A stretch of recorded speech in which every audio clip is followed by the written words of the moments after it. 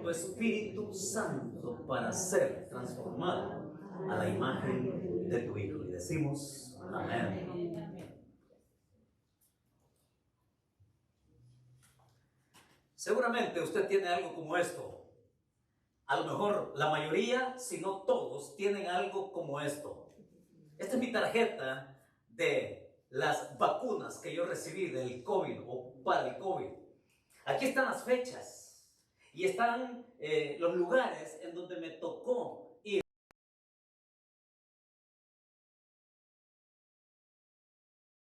De la vacuna que me tocó, a mí me tocó la Pfizer. Y aquí está el récord mío. Esto es legítimo, esto es original. A mí me pincharon y esto da crédito de que yo recibí una dosis, una segunda dosis y también el refuerzo. A lo mejor usted lo tiene, y si no lo tiene, pues que el Señor lo guarde del COVID, porque aguantar eso quiere gana, en serio. Y lo interesante, hermanos, es que también no fue el caso. Esto de tener una documentación legítima no fue el caso para esta chica llamada Chloe Roszak, que aparentemente ella quería ir de vacaciones a Hawái y para lograr entrar allá a Hawái, ella usó y pretendió tener una identificación falsa de su récord de vacunas, porque ella quería evitar los 10 días de cuarentena que precisamente Hawái al principio de la pandemia se puso serio y nadie podía ir. De hecho, nosotros mismos tuvimos que cancelar un viaje al principio de la pandemia porque no queríamos pasar 10 días en cuarentena ahí en Hawái, por muy lindo que fuera. Pero las autoridades allí, cuando le dieron a ella su documento, sucedió que al no poder comprobar rápidamente su tarjeta, la dejaron pasar. Pero les dio algo de sospecha el hecho de que en la tarjeta, en vez de decir Moderna, decía Moderna. Eso lo llevó a cierta sospecha y ellos trataron de investigar. De hecho, llamaron a las autoridades de salud de donde ella procedía. Y fue hasta entonces que le dijeron que no había ninguna evidencia de que esta chica haya sido vacunada. Así que ellos empezaron a rastrearla allá en sus vacaciones allá en Hawái y no la lograban encontrar bajo ningún nombre de alguna reservación en el hotel. Pero lo interesante fue que sí, la lograron ubicar a través de sus redes sociales, que ella ahí en sus redes sociales había descrito la actividad que estaba teniendo ahí en Hawái. Así que ellos, bueno, sabiendo que estaba por ahí, esperaron hasta que llegara de nuevo al aeropuerto para cuando fuera de regreso a casa. Así fue que cuando ella llegó al aeropuerto, ese fue el momento de arrestarla. La arrestaron y con la evidencia que le pusieron enfrente de que su documento era falso, ella trató de explicar la mejor manera del asunto y dijo que fue su médico quien la vacunó y que ella había pagado por esa vacuna. Cuando todos sabemos que las vacunas para el COVID siempre fueron gratis. Así que esta chica fue acusada de sospecha de falsificación de documentación de su tarjeta de vacuna y la fianza se le fijó en $2,000. Así que mejor vacúnese y haga bien las cosas. Pero una cosa queda claro.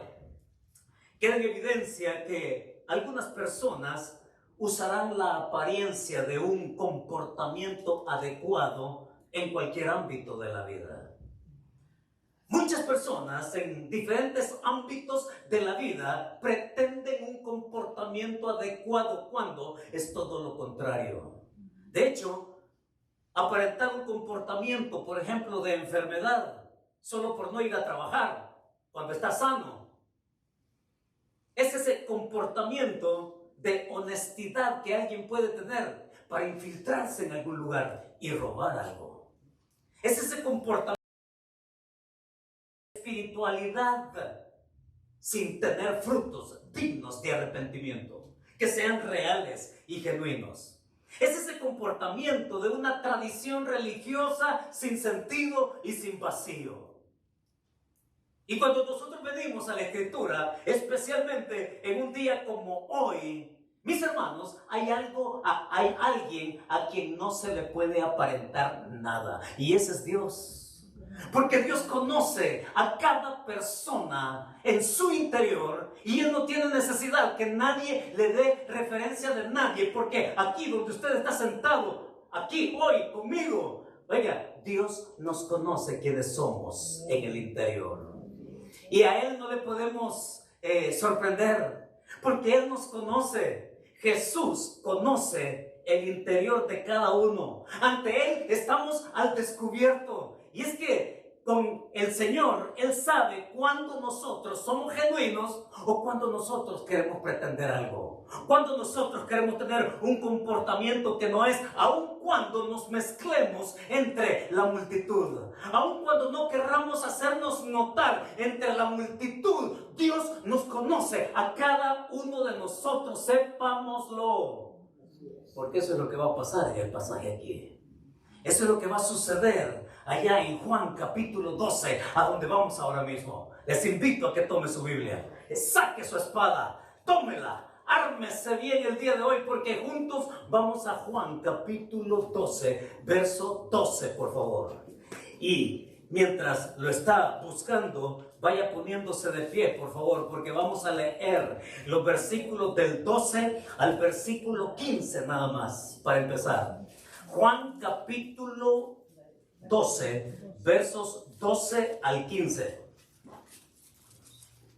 Y una vez lo tiene listo, dígame que sí lo tiene. Y juntos, por favor, leemos con reverencia la palabra de Dios. Y dice así, verso 12. El siguiente día, grandes multitudes que habían venido a la fiesta, al oír que Jesús venía a Jerusalén, tomaron ramas de palmera y salieron a recibirle y clamaban: Hosana, bendito el que viene en el nombre del Señor, el Rey de Israel.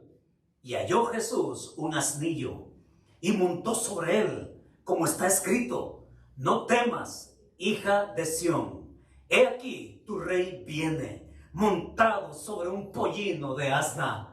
Quedémonos ahí, pueden sentarse por favor. Y es un pasaje muy hermoso, ciertamente. No puede ser nuestro mejor pasaje para venir el día de hoy, cuando tradicionalmente muchos celebran el Domingo de Ramos.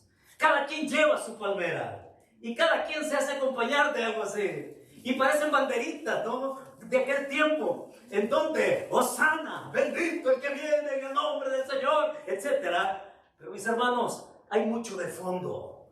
Hay algo allá que subyace en el fondo, que nosotros necesitamos descubrirlo. Y es el Señor el que saca en relieve lo que está ahí en el fondo, para que nosotros también nos podamos retratar a la luz de su corazón, de lo que Él piensa. ¿Qué piensa Jesús de este evento? ¿Qué piensa sus discípulos de esta ocasión? Y ciertamente nosotros, cuando venimos a esta parte de la Biblia, mis hermanos, lo menos que yo encuentro, lo menos que yo puedo ver, es que a este evento se le llame la entrada triunfal a Jerusalén, porque no es eso lo que vamos a ver. De hecho, le invito a que usted se entere más a profundidad de lo que hay aquí en el fondo. Porque le recuerdo que el título que tiene ahí en ese párrafo en su Biblia, la entrada triunfal, el título no es inspirado. El texto sí es inspirado. Así que yo de entrada triunfal no le encuentro absolutamente nada. Le encuentro otra cosa. Le encuentro que lo que sí hay es una entrada trágica. Es una entrada de lamento, por lo que los otros escritores en los pasajes paralelos también nos presentan. Vamos ahí al capítulo 12 entonces, y en estos versos que hemos leído del 12 al 15, yo no le pude encontrar un título mejor. Ese título que usted tiene ahí es que lo que Jesús va a ver allí en Jerusalén, porque todo lo que va a acontecer aquí sucede en la ciudad eterna, en la ciudad de Israel, la capital de Israel, Jerusalén. Y cuando Jesús la ve, dice algo. Y cuando Jesús la ve, Él siente algo. Y cuando Jesús se encamina a lo largo de esa semana en Israel, Él expresa su corazón de tal manera, mis hermanos, que cuando Él contempla a Jerusalén, tratando yo de interpretar el corazón del Señor, le puse este título al mensaje: luce peor de lo que parece. Luce peor de lo que parece. Parece algo bueno, pero la verdad es que no es tan bueno. Y aquí, para ponernos en el contexto, es Juan el que, al escribirlo, les recuerdo que Juan está escribiendo cuando todos los eventos ya son consumados. Es Juan dirigido por el Espíritu Santo que él escribe. Él está recordando, guiado por el Espíritu Santo, con pluma en mano, escribiendo que como él ve a Jesucristo.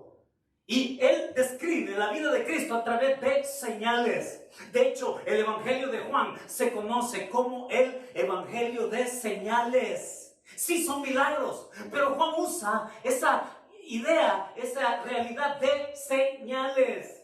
Y esas señales, se las recuerdo, la primera es que Jesús convierte el agua en vino. ¿La recuerda?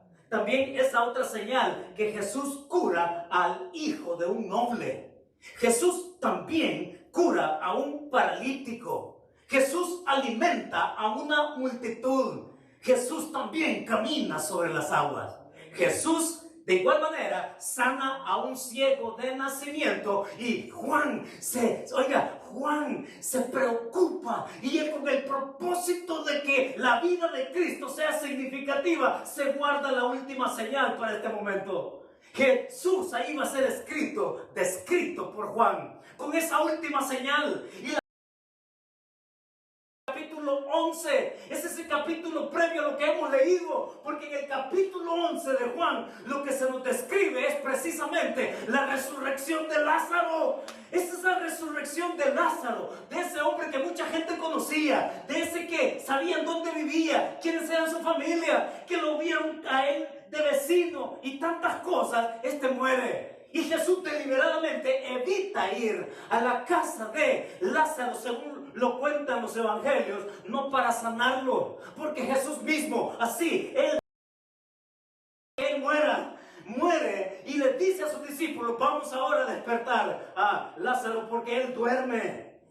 Jesús deliberadamente no quiso ir para sanarlo, porque dijo: esta muerte es para la gloria de Dios.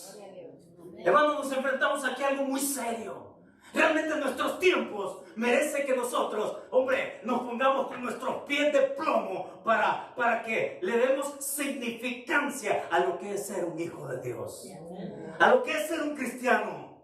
Y hemos dicho que ser un cristiano no significa ninguna baratija, como muchos lo pueden considerar. Ser cristiano, hijo de Dios, es porque aquí se nos presenta a aquel del cual queremos celebrar toda esta semana, del cual desde el miércoles hasta el domingo que vamos a estar aquí en esta gran celebración de la resurrección, hermanos, es Jesús, su pasión, el hombre que lo cambia todo. Y este versículo del 12 al 15, ahí nosotros vemos, fíjese cómo nos lleva. Porque el principio que nosotros entonces, hermanos, queremos tener ahí, escríbalo. Y como me gusta decírselo, de algo le puede servir. Versículos del 12 al 15, el principio es este: sigue a Cristo sin equivocar tu motivación. Sigue a Cristo sin equivocar tu motivación. Lo interesante es que el versículo 12 nos... ¿Qué siguiente día es este? Este siguiente día, hermanos, explica lo que dice el versículo 1. Dice: 6 días antes de la Pascua. Y la Pascua era la celebración donde en Jerusalén se congregaban tremendas multitudes. Algunos historiadores nos ofrecen algunas cifras, incluso diciendo que para la época de Cristo Jerusalén tenía unos 30,000 habitantes. Eso es lo que algunos historiadores nos dan. Pero en una fiesta como la Pascua, oiga, esa cantidad se multiplicaba por 100. Estamos hablando de que aproximadamente Jerusalén, y los que hemos visitado Jerusalén y vemos sus dimensiones, hablar de 180,000 gentes metidas ahí, esas sí son multitudes. Algunos incluso se atreven a ofrecer otra clase de cifras y hablan que podrían haber en este tiempo, en esta fiesta de la Pascua, al menos 1,000,000 de personas, y eso es un castillo. Entonces aquí dice el siguiente día, oigan, no es exagerar que Juan, recordando aquel evento, escriba grandes multitudes que habían venido a la fiesta. Es esa fiesta que se nos ha dicho en el versículo 1 antes de la Pascua.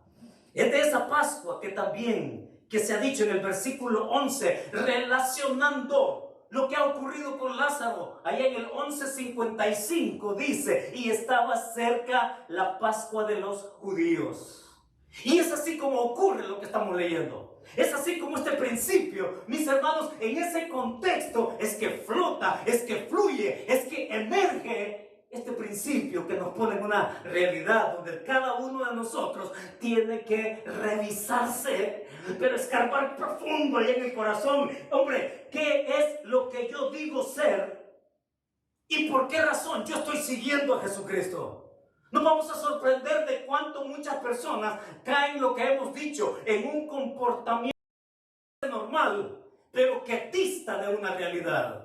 Y el principio acá, sigue a Cristo sin equivocar tu motivación. ¿Sabe por qué? Porque muchos de estas multitudes, de estos miles que se habían congregado para la Pascua, muchos de ellos, según el pasaje nos lo dice, su motivación era simple curiosidad.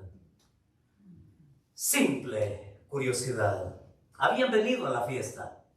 Era típico cada año ir a la fiesta de la Pascua. Otra vez. Y otro año, pero este año va a ser.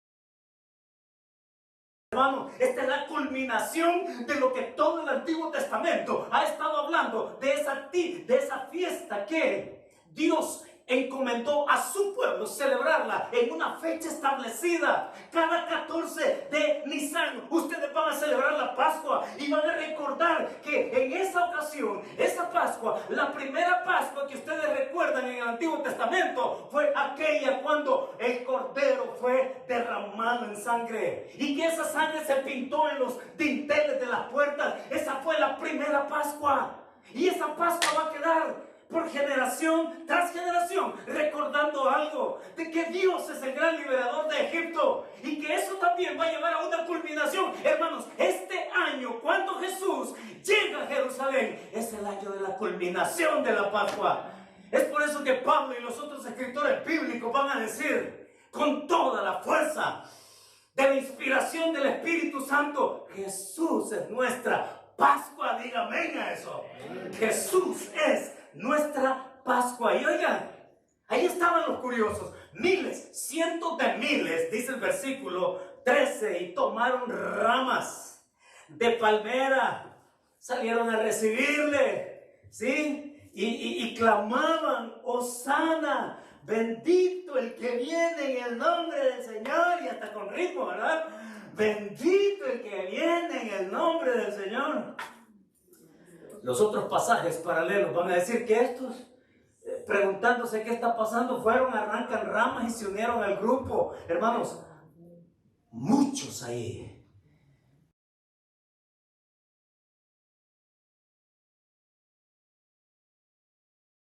En la historia del pueblo de Israel, estos libros históricos que se llaman de los Macabeos, registran que en la historia de Israel se levantó un Simón Macabeo y que este también fue recibido de esta manera. que le victoriaban Hosana, el que viene, bendito el que viene en el nombre del Señor, y cantaban salmos, porque ese Simón Macabeo había liberado a Israel y combatido contra los enemigos de la época. Y su hermano Judas Macabeo, según los mismos libros históricos de ellos reflejan, aparece otro Judas, Judas Macabeo, otro que repelió a un pelotón sirio que venía contra Israel. Y de igual manera, este Judas Macabeo fue recibido con vítores y con música y con aclamación. Bendito el que viene en el nombre del Señor. Y estos acá, hermanos, Jesús no va a ser la excepción. Jesús va a ser el que se va a parar frente a ellos. De nuevo lo van a victoriar, uno sin saber, pero lo aclaman. ¿Y saben qué? El texto nos va a decir que ellos no entendían lo que estaban diciendo. Ellos estaban siendo el reflejo de una curiosidad. Estaban siendo el reflejo de una tradición sin sentido. Y es ahí donde de pronto Juan continúa escribiendo y dice ahí: y halló Jesús un asnillo. Los otros evangelistas, Mateo, Marcos y Lucas, también registran el mismo evento. Propone cumplir una profecía. Y entonces le dice: anote ellos, vayan allá a la aldea y busquen un asno. Y entonces una vez que lo tengan, y si les preguntan para qué lo quieren, ustedes díganle: el Señor lo necesita. Y es que Jesús también, Él deliberadamente quiere cumplir una profecía. Y esa profecía es la que está escrita allá en el Salmo 118, porque lo que se cita aquí, bendito el que viene en el nombre del Señor, es un salmo mesiánico. El salmista anticipó al Mesías al escribirlo allá. Y él habla del rey que no le teme a nada, del rey que es justo, del rey que viene también a la tierra. Y que se cumple en el Señor Jesús. Estos están diciendo algo que ni siquiera ellos entienden. Y el Señor Jesucristo se propone a cumplir no solamente esa profecía, sino también otra. Es la que está allá en Zacarías. Y en Zacarías dice, como está escrito. Y Mateo, Marcos y Lucas lo van a decir así: como está escrito, dijo el Señor. He aquí tu rey viene, sentado en un asno. Fíjese, en un asno, no en un caballo de guerra. Es que la primera venida de Cristo a este mundo fue para mostrar que Él es el Cordero de Dios que quita el pecado del mundo. Es Jesús que viene humilde. Y note que usa el nombre allí en el verso 12. Usa el nombre terrenal. Jesús. Jesús significa salvación. Ciertamente Jesús es el Salvador, Jesús es el Rey, Jesús es el que viene en el nombre del Señor, pero viene como un cordero a ofrecerse, a hacer la culminación de la Pascua. Mis hermanos, tenemos algo muy especial en esto, de que Jesús viene no para llenar la curiosidad de nadie. Jesús viene para ofrecer paz. De hecho, déjeme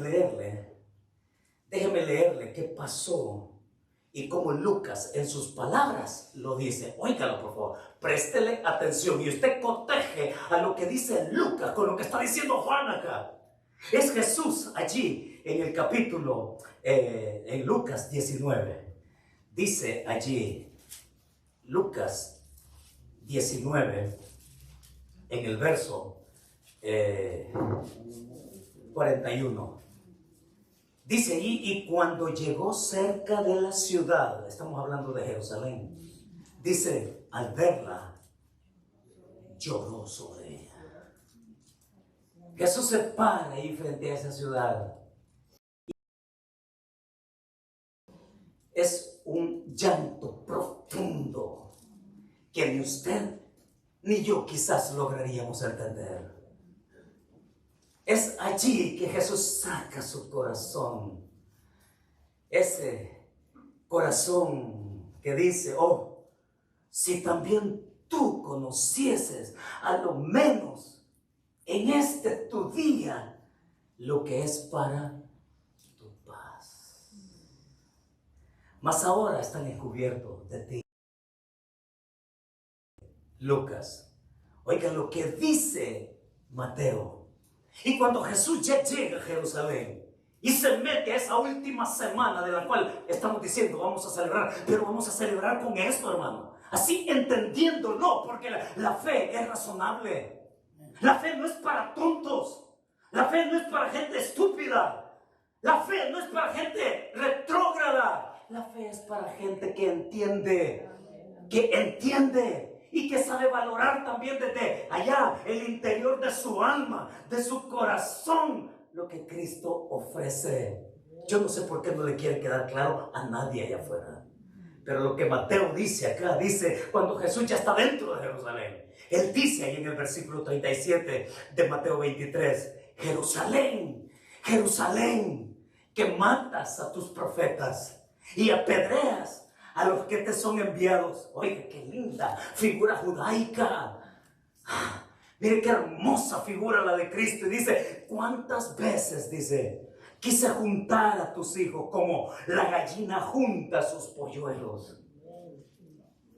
Y dice allí, y no quisiste. ¿Se puede poner usted allí a entender el corazón de Jesús?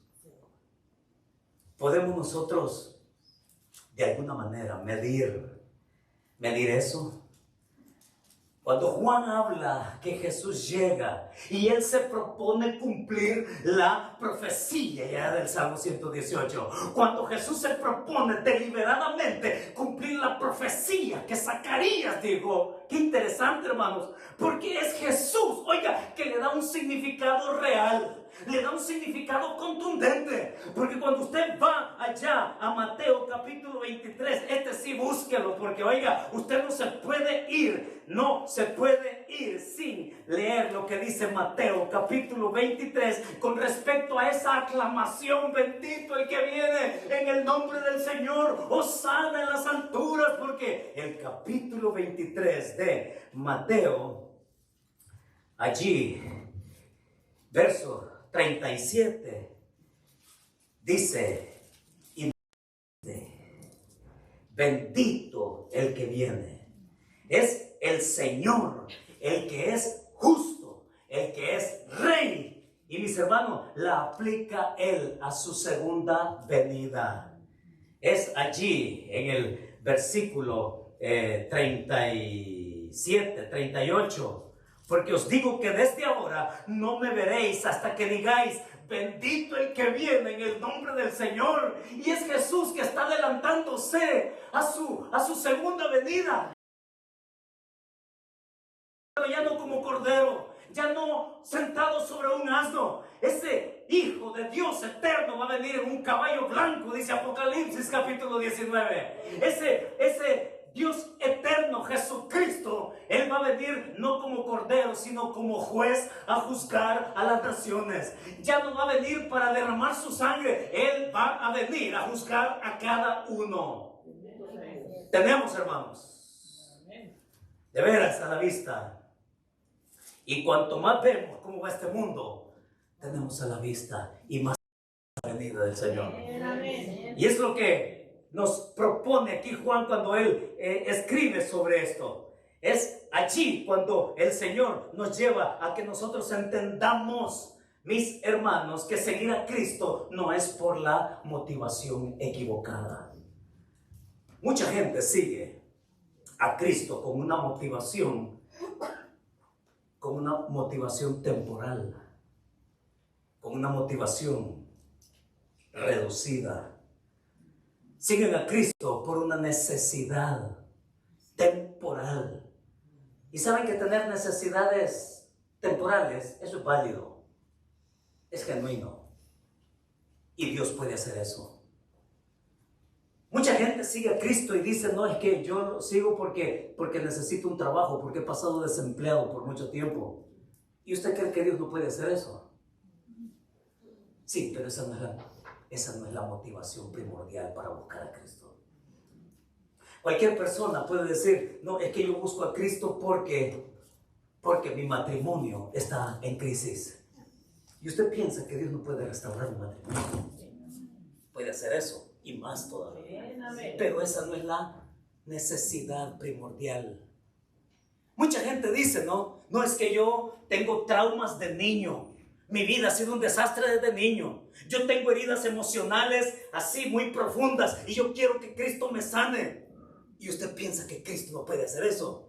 Venga Cristo y compruébelo. Claro que sí, lo puede hacer y mucho más, pero no es la motivación, porque muchas personas se centran solo en lo temporal, en lo de aquí, en lo de hoy. Y Jesucristo, cuando viene a su ciudad, Él les quiere invitar a ellos. Es que no te das cuenta que yo lo que te estoy ofreciendo es la paz que tú necesitas. ¿Qué? ¿Se murió? ¡Wow!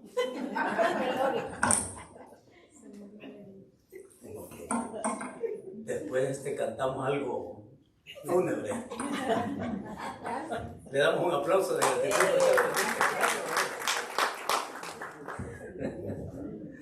Así es, hermanos. Jesús, usted quiere ponerle alguna dificultad a Jesús, no lo va a lograr. Puede que la motivación sea porque yo necesito que me sane de algo y usted piensa que Dios no puede hacer eso. Lo puede hacer y más todavía. Aunque no siempre el propósito de Dios o la voluntad suya sea sanarlo. Que puede. Pero muchas veces nosotros vivimos por lo temporal, por lo poco de vida que pasamos por esta tierra y todas esas angustias que nos caracterizan a todos de distintas maneras. Pero ¿sabe qué? El pasaje va a continuar allí, porque en los versículos 16 al 19, nos va a presentar Juan otro principio. Y mire lo que dice el versículo 16. Estas cosas, dice Juan, no las entendieron sus discípulos al principio. Pero cuando Jesús fue glorificado, entonces se acordaron de que estas cosas estaban escritas acerca de Él y de que se las habían hecho. Y daba testimonio a la gente que estaba con Él cuando llamó a Lázaro del sepulcro y le resucitó de los muertos. Por lo cual también había venido la gente a recibirle, porque habían oído que Él había hecho esta señal. Pero los fariseos dijeron entre sí: ¿ya veis que no conseguís nada? Mirad, el mundo se va tras de Él. Hermanos, ¿cuál es el principio al cual Jesús quiere mostrarse, presentarse? En definitiva, para que cada uno tenga la oportunidad de decidir si lo acepta o no lo acepta. ¿Lo acepto o lo rechazo? Aquí no hay medias tintas. Es decir, aquí no hay términos medios. O crees en Jesucristo, como dice ahí, que Él es salvación, o lo rechazas. No hay medias tintas. El principio es este entonces. No es que vamos a seguir a Cristo con una motivación equivocada solamente, sino seguir a Cristo por quien es Él. Hermanos, tan simple como esto. Dicho así, tan simple como esto, sigue a Cristo por quien es Él. Porque lo que Cristo está haciendo de sí mismo es presentarse como el Mesías. Él es el Hosana. Hosana, que en el Salmo 118, él cita precisamente esto para decir que Jesús allá, el Hosana es: sálvanos ahora. No me des una sanidad temporal. No me proveas esto que necesito. Jesús nunca tiene en su mente y corazón solamente pensar en lo momentáneo, en lo temporal, en lo que se acaba. Es que yo te estoy dando algo más que trasciende a la eternidad. Yo soy la salvación. Tú a quien necesitas es a mí, a nadie más. Y hermanos, Jesucristo cumple esa profecía de que Él es el Mesías. Jesucristo cumple la profecía de que Él es el Rey, pero nótelo, porque en el versículo 16 dice: estas cosas no las entendieron ni siquiera sus discípulos. Y le recuerdo que quien está escribiendo es Juan. Y le recuerdo que uno de sus discípulos era Juan. Juan se incluye dentro de los que no entendieron el momento. O sea, yo no entendí, le está diciendo Juan. ¿Qué quiso el Señor enseñar con esto de subirse sobre un asno? No entendí lo que significaba: yo soy tu paz. Dice ahí que sí lo entendió, junto con sus discípulos, hasta cuando Él fue glorificado, cuando vieron la señal máxima, cuando, hombre, aquí hasta se les presenta el hecho de que Lázaro se mencione ahí.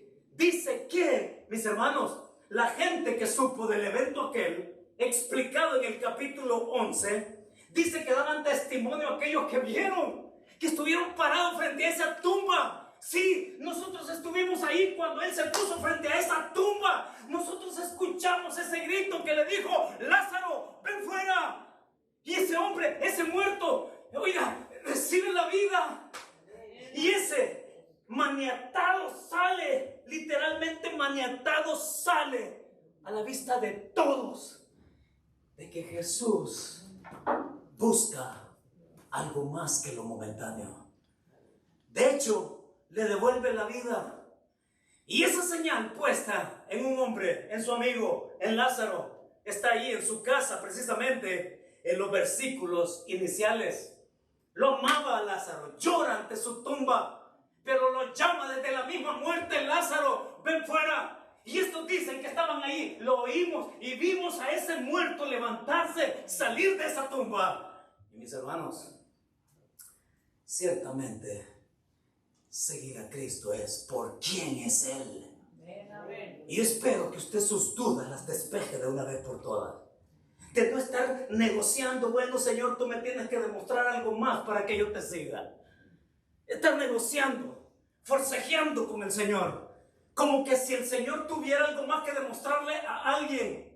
Y precisamente cuando Él viene a esta ciudad y Él clama, oigan, el único, se lo voy a decir así, el único que sí entendía de lo que estaba pasando era el mismo Señor Jesucristo. Porque aun cuando la gente lo seguía por curiosidad, porque aún la gran mayoría, si no todos, no entendieron nada, Juan lo dice bien claro: el único que sí sabía por qué llegaba a Jerusalén era el mismo Señor Jesucristo.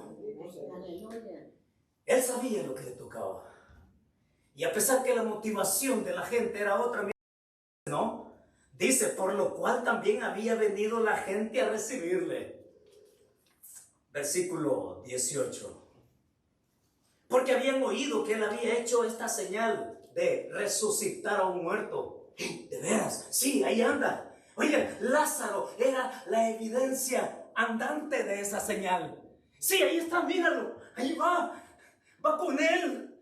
Sí, yo estuve ahí. ¿Sabes qué? Arranca tus ramas y hosana.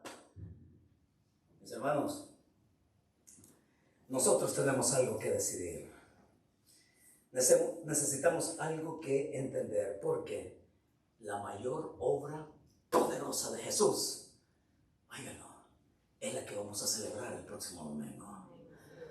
La máxima obra de Jesucristo. Y por eso anda un Lázaro por ahí. Oigan, lo que yo hice con Lázaro, esta evidencia que anda caminando por aquí, esta evidencia que ustedes vieron cuando estaba muerto en su tumba, que ustedes lo vieron salir de esa tumba, esa evidencia que yo les doy, porque al fin y al cabo el Lázaro, recuerdo, es volver a la vida, pero volvió a morir. No, Jesucristo no. Pues esto es una prueba de qué es lo que va a pasar conmigo. Y yo voy a dar mi vida y yo voy a resucitar al tercer día. Es así como se los enseñó. Es Jesús que va a tomar su vida, porque Él es el Señor, hermano. La aparente recepción. Sí, la aparente recepción de estos miles. Y bendito el que viene en el nombre del Señor. La aparente recepción se convierte en un rechazo. Es por eso que Jesús llora ante Jerusalén. Es por eso que Jesús dice: ¿cuántas veces yo te quise juntar como la gallina junta sus polluelos? Y no quisiste. Si tan solo tú supieras lo que yo te estoy dando. Te estoy dando paz. Yo le quiero decir, si usted ha andado alejado de Dios, lo que va a hacer es, óigalo, usted sin Cristo la única opción que tiene es caminar en círculos. Usted sin Cristo, caminando lejos de Cristo, la única opción que tiene es perseguir su propia sombra. Dar vuelta vueltas como el perro, queriendo atrapar su propia cola. No se trata de una tradición religiosa, se trata de venir al único que te puede ofrecer lo que solo Él puede dar: paz. Miren, tener paz, estar en paz con Dios, eso es lo más bello que podemos tener. Es el milagro de la resurrección. Le voy a decir cuál es el milagro más grande que existe sobre este planeta Tierra a lo largo de la historia. El milagro más grande después de la resurrección de Cristo es cuando un pecador se arrepiente. Ese es el milagro por encima de cualquier cáncer. Ese es el milagro por encima de cualquier otra cosa espectacular. Porque el milagro de ser salvo, mis hermanos, trasciende a la eternidad. La pregunta es, ¿cuál es tu motivación de seguir a Cristo? Y aquí, de hecho, con todo lo presentado, la evidencia dada, hecho esta señal, dice Juan, versículo 19, pero los fariseos dijeron entre sí: ¿ya veis que no conseguís nada? Mirad, el mundo se va tras de él. Y este es el asunto, hermanos. La negación temporal que tengamos hoy va a ser la condenación eterna. La negación de Cristo, de quién es Él para ti y para mí, si no lo reconocemos como Señor y Salvador, entonces eso tiene como resultado condenación eterna.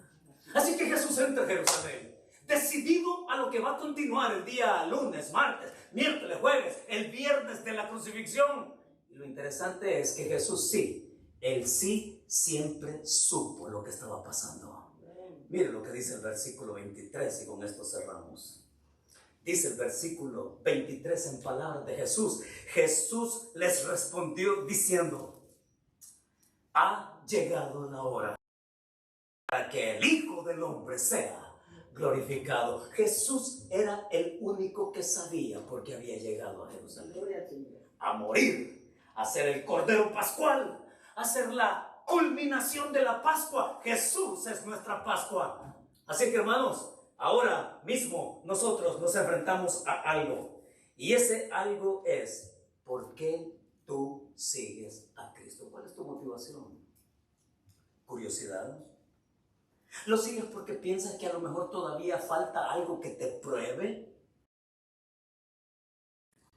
Y lo que el Señor nos dice es que la motivación correcta, esta es la verdad con que nos vamos a casa hoy, legitima, hermanos, legitima tu búsqueda de Jesucristo como la razón primordial para ser salvo. Legitima eso, no otra cosa, no algo temporal, sino a dónde tú pones tu esperanza para tener paz, para tener vida en abundancia. La única que Cristo es capaz. Padre, muchas gracias. Qué hermoso es tu Hijo, Señor. Como leímos, Padre, le veremos, mas sin atractivo para que le deseemos. Señor, es la fealdad de tu Hijo que nos atrae. Es esa fealdad de tu Hijo, con su rostro destruido por los golpes, la tortura, la mofa. Es esa fealdad que llevó de nuestro pecado la que nos atrae a Él. Y oro, Señor, para que cada uno de nosotros tengamos una motivación completa de seguirlo. ¿Por quién es Él? Por quien tú nos has dado, Señor, perdón, vida eterna, seguridad, y que nuestros nombres estén inscritos en el libro de la vida. Señor, sí, nosotros sí podemos entender y gritar: Hosana, bendito el que viene en el nombre del Señor. Esperar su segunda venida para que, Señor, se cumpla todo lo que tú te has propuesto para nosotros y para el mundo. Pero si todavía tú andas reservándote el derecho, ¿por qué no vienes y te rindes a Él? No te reserves el derecho. No te tortures. Cuando tú no vienes en confesión de tu pecado, te torturas. Y Dios quiere liberarte. Juntarte, como lo he dicho acá. Quiere juntarte a la esperanza que Él tiene para ti. Si nunca has encontrado a Jesucristo por fe, este es tu momento. Y decirle: Señor Jesucristo, gracias porque me amas. Gracias porque sí, tú siempre entendiste por qué fuiste a la cruz del Calvario. Y fue por mi pecado. Ese pecado que te llevó a desfigurarte, Señor. Ese pecado que te llevó a ser mi Pascua, mi salvación, mi libertad. Y yo recibo por fe todo eso el día de hoy. Si nunca lo has hecho, o si también quieres reconciliarte con el Señor, ¿por qué no vienes y te rindes? Y le dices: Señor, aquí me tienes. ¿Hay alguien?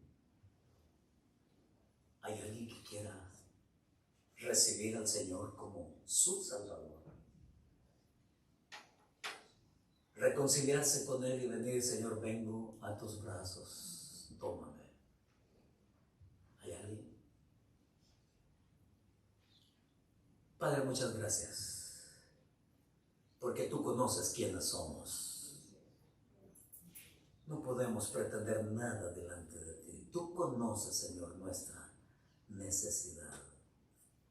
Pero gracias porque tú eres pleno para llenarla. Que cada uno de tus hijos acá podamos caminar en esperanza en quien hemos creído, en el Cordero tuyo que quita el pecado del mundo. Te damos las gracias, Señor. Y sí queremos celebrar la libertad que tenemos en Él.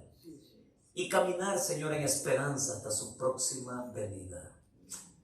Te damos las gracias, te damos la gloria, en el nombre de tu Hijo Jesucristo. Amén y amén.